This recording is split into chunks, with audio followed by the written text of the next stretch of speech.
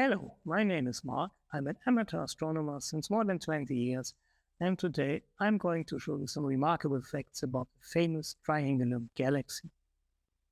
The Triangulum Galaxy is one of the most popular objects for amateur astronomers. This galaxy has a diameter of 60,000 light years and consists of approximately 40 billion stars.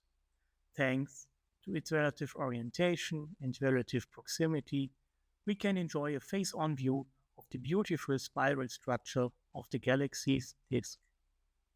Beyond its beauty, there are a number of interesting facts. In this video, I will summarize some of them for you.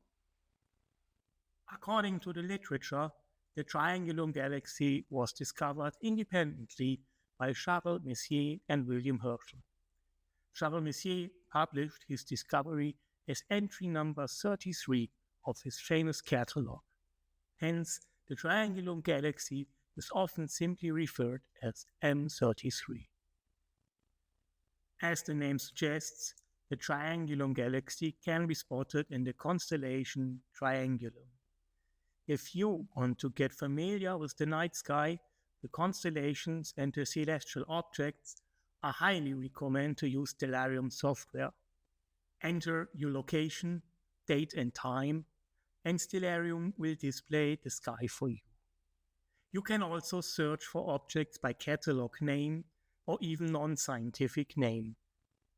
Stellarium is an open source project, and in addition, there are also mobile versions available. The mobile version comes with less functionality, but helps beginners significantly to locate celestial objects. Due to its relative proximity, M33 appears as a huge object from Earth. It has an apparent size of approximately 70 by 40 arc minutes. Imagine it means it covers more than 3 times the area of the full moon. At the same time, it is also a very faint object, and due to nowadays light pollution, it is almost impossible to observe M33 with naked eyes. You will need at least binoculars to spot M33. However, the galaxy truly reveals its beauty through telescopes and long exposure astrophotography. M33 is part of our so-called local group of galaxies, and it is the third largest member of the local group behind the Andromeda Galaxy and the Milky Way. Note, the galaxy images and distances in this illustration are not to scale. Andromeda and Milky Way are the most massive galaxies of the group and act as main gravitational attractors for other objects. But it is still unclear if M33 is gravitationally bound to either Andromeda or Milky Way. This representation shows the relative motion of M33, the Andromeda Galaxy, and the Milky Way, based on ESA's Gaia mission. The circles represent the current position of each galaxy. Approximately 2.5 billion years from now, M33 will pass the Andromeda Galaxy. In 4.5 billion years, Andromeda and Milky Way will start to collide and merge. M33 shows a well-defined spiral structure.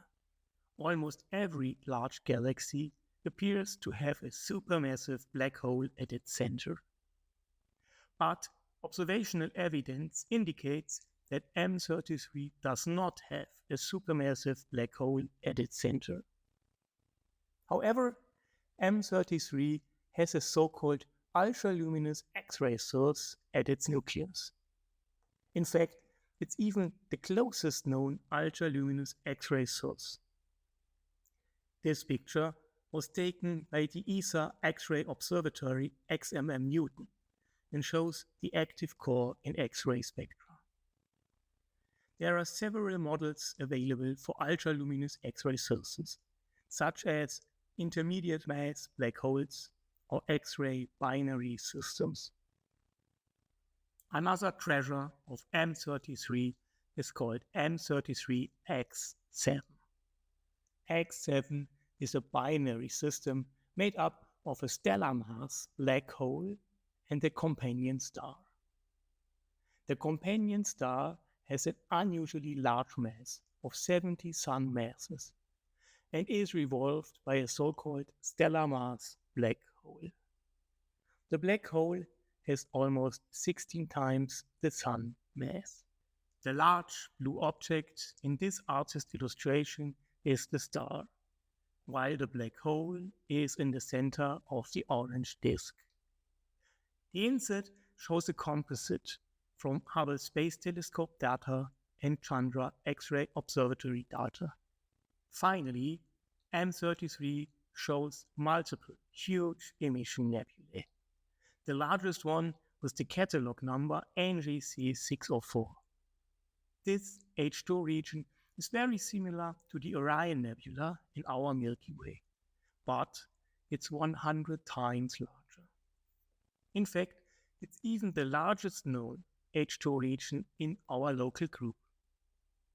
A cluster of very massive, so-called Wolf-Rayet stars is the energy source which ionizes hydrogen gas. The dominant red color comes from the alpha line of the Balmer series. I think this Hubble image of NGC 604 is almost in the ultraviolet spectra of light. Imaging M33 is not too difficult. In my opinion, the Andromeda Galaxy is much harder to capture. The reason is that the Andromeda Galaxy stretches over a high dynamic range, starting from the very bright core to the extremely faint spiral arms. M33 has a more equal brightness and is accordingly less demanding to image. The very last image shows the benchmark result from Hubble Space Telescope, released in the year 2015. Imagine, the full-size original image has an incredible size of 1.6 gigabytes. Thank you for listening. Feel free to leave your comments and see you next time.